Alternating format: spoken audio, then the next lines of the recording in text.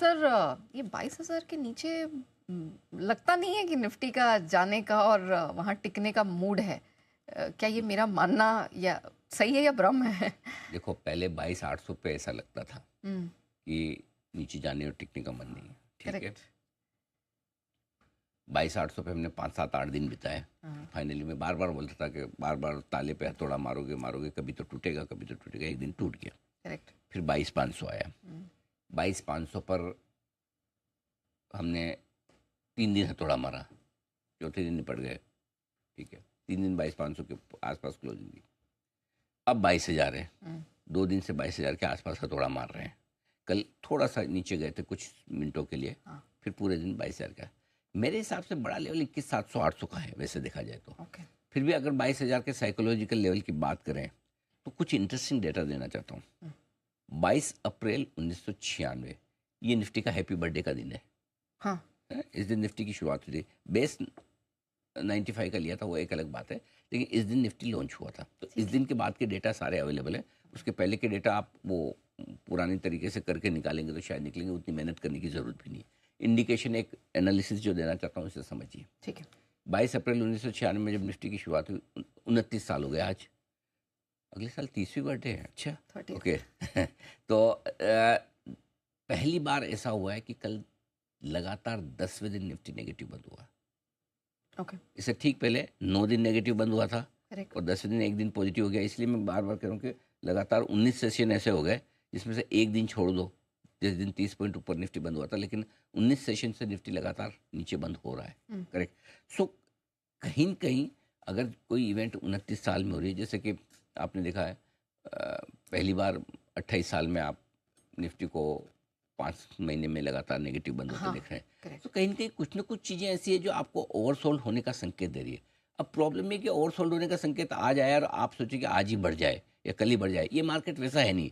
कब बढ़ेगा, कब गिरना रुकेगा, कहाँ से यू टर्न लेगा, वो कहना मुश्किल है। लेकिन ओवरसोल्ड होने के संकेत सारे मिल रहे हैं कि 19 दिनों से लगातार नेगेटिव होना। अच्छा, ओवरसोल्ड मार्केट में कुछ अच्छी खबरें भी आ रही है जिसे बाजार इग्नोर कर रहा है।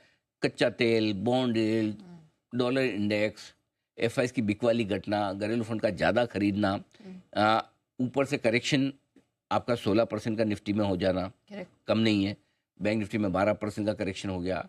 मिड कैप स्मॉल कैप तो अच्छे खासे टूट चुके हैं। सो अच्छा, भाव के हिसाब से देखें तो स्टॉक 60-70% नीचे है, तो वो भी काफ़ी हद तक आप ये कह सकते हैं कि ये सारी चीज़ें हो रही है। और यही वजह है कि निफ्टी 22,000 के नीचे टिकने से इनकार कर रहा है या टूटने से इनकार अभी तक कर रहा है। लेकिन मैं फिर भी कहूँगा कि 21,700 मेरे लिए ज़्यादा इंपॉर्टेंट सपोर्ट है।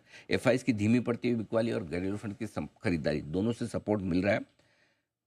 मेरे ख्याल से थोड़ा ओवरसोल्ड है मार्केट और 22,000 के नीचे बहुत आसानी से जाकर, अनलेस कि आपको कोई नेगेटिव, अब जैसे ट्रम्प साहब भाषण दे रहे हैं, कुछ उल्टा पुल्टा बोल दे, खराब बोल दे, तब तो ठीक है। अदरवाइज मुझे नहीं लगता 60-70 पॉइंट नीचे खुलना भी चाहिए, और अगर खुला तो 22,000 के आसपास आपको सपोर्ट भी ले लेगा, ऐसा मेरा मानना है। सो आई थिंक कल के लोज आसानी से टूटेंगे नहीं।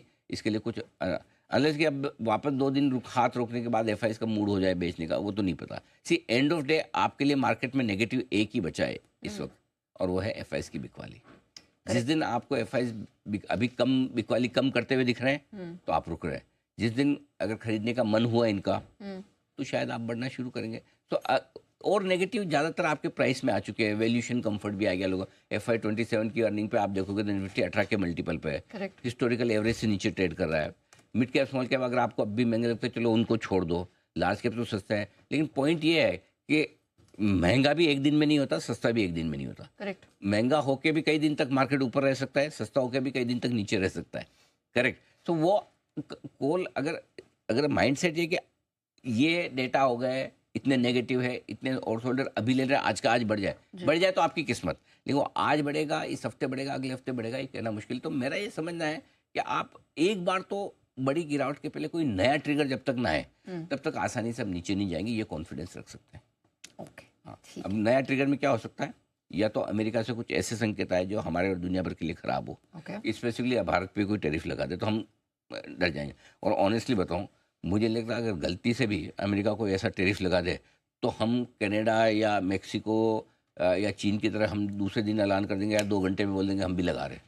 हम ऐसा करने वाला, हमारा वो हमारी फितरत में ही नहीं है। करेक्ट। हमारी आदत में ही नहीं है। करेक्ट।